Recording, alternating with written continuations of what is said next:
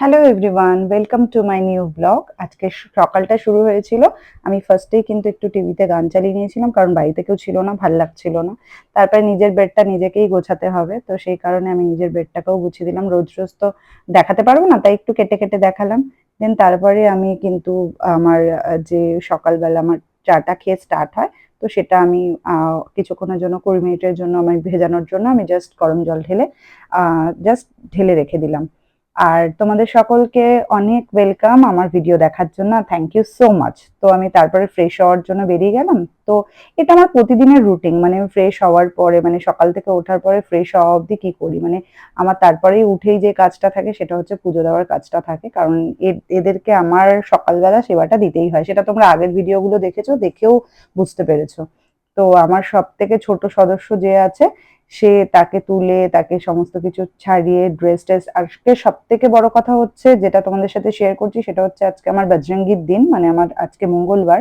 তো সবকিছু তো একটা ভিডিওতে দেখানো সম্ভব না, একটা ভিডিওতে দেখাতে গেলে মানে পুরো অনেক সময় চলে যাবে। তো আমি আজকে বজরঙ্গীজির সমস্ত যে নিচের যে জিনিসটা পাতা থাকে সেটা চেঞ্জ করি, ওনাদেরকে পরিষ্কার করি, আবার নতুন করে ওনাকে চাদর ফাদর সব চেঞ্জ করে পরিষ্কার করে ওই জায়গাটাই বসাই। আমি প্রত্যেক মঙ্গলবার টু মঙ্গলবার চেঞ্জ করি। তোমরা কিভাবে করো আমি কিন্তু জানি না, তোমাদের চেঞ্জ করে আমি দেখালাম, এখনো ফুল দিইনি। তো আমার বাড়ির যে ক্ষুদে সদস্য, সে গেছিলেন পড়তে সকালবেলা, তার সাথে তার দিদু গেছিলেন।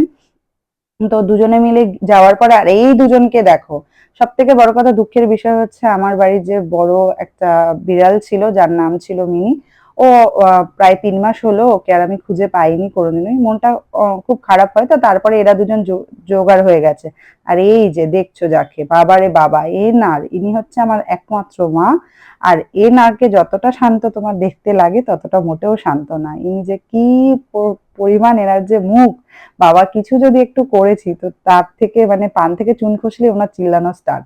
তো আমাকে দেখো, আমার মঙ্গলবার করে তো এটা মাস্ট এনে দেবে, জবা ফুল, তারপরে বেলপাতা, আমার যা যা লাগে, লাড্ডু ফাড্ডু সব এনে দেয়।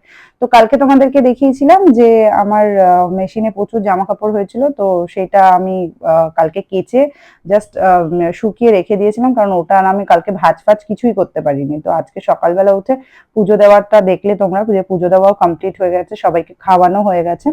তো আজকে সেই কারণে আমি সব জামা কাপড়গুলো নিয়ে, মাই ভাঁজ করে দেয় বিকালবেলা, কিন্তু মায়ের কটা দিন ধরে একটু শরীরটা খারাপ যাচ্ছে, হাঁটুতে ভীষণ ব্যথা। তো সেই কারণে আমি জামা কাপড়গুলো ভাঁজ করছিলাম। তো ভাঁজ করে সমস্ত কিছু আমি আলনায় পার্ট বাই পার্ট করে রাখছিলাম, সেরকম ভাবে না, জাস্ট নর্মালি রাখছিলাম। তার কারণ হচ্ছে খুব বেটার ভাবে আমি অত গুছিয়ে গুছিয়ে করতে পারি না, এটা সবার বাড়িতেই হয়, অত আলনা অত আলমারি ও গোছালেও এলোট বেলোট হয়ে যায়। এই যে আলমারির অবস্থা দেখছো, এটা দেখতেই বুঝতেই পারছো, মানে অতি গোছানোর ফল। যতই গোছাবো ততই ওর ভেতরে একদম বোচকা বাচকির মতো হয়ে যায়। মানে তোমাকে আমি যদি দেখাই আমার ফ্ল্যাটের আলমারি প্লাস আমার বক্স খাটের ভেতরের অবস্থা প্লাস যে কটা আলমারি আছে তার অবস্থা সব এরকমই। একসময় খুব সুন্দর করে গুছিয়ে রেখি, তারপরে পুরো কাবার্ডের মানে ভাঙাচোরা। এই জামা কাপড়গুলো উল্টে একসময় আমার গায়ের মধ্যে পড়ে, মানে এত গোছাই এত গোছাই, এত গোছানোর ফল এটা।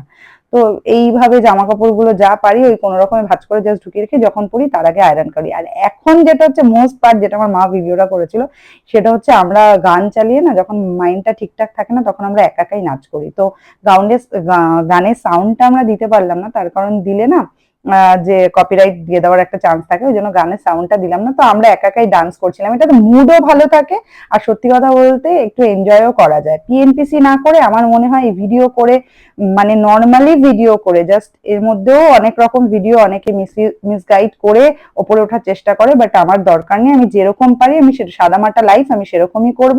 আমার এই ছোট্ট ভিডিওটা তোমাদের কেমন লাগলো অবশ্যই